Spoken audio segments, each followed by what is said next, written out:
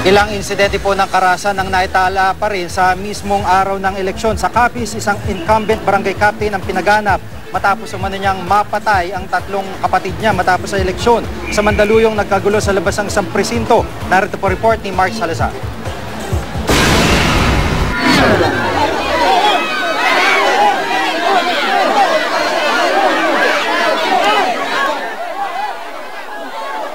Nagkagulo sa labas ng Highway Hills Integrated School sa Mandaluyong City kagabi matapos pigilan ng mga taga-suporta ng tumatakbong kapitan na si Berong Ferdilion ang paglabas ng ballot boxes para sa canvassing. Giit ng kampo ni Ferdilion, may vote buying at nakaboto umano ang mga flying voters. Nais nilang ideklara ang failure of election sa Barangay Highway Hills.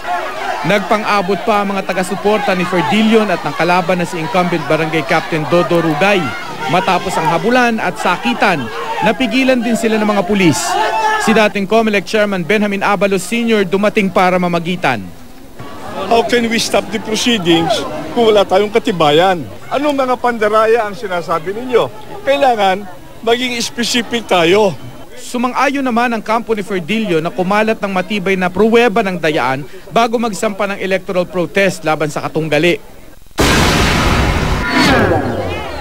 Naharang ang mga guro sa Karangalan Elementary School sa Cainta, Rizal na may dala mga balota.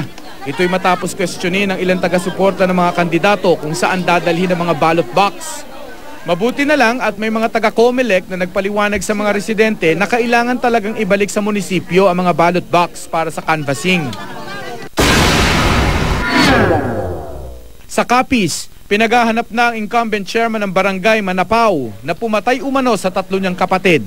Ayon sa ulat ng pulisya, pinasok ng suspect na si Manuel Arsenas ang bahay ng mga biktima, kabilang sa mga napatay ang bagong halal na barangay captain na si Ramon Arsenas.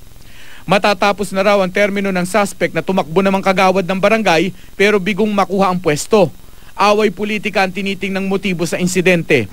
Ipinag-utos ni Interior Secretary Mar Rojas ang pagbuo ng Task Force Arsenas para tutukan ang investigasyon ng kaso.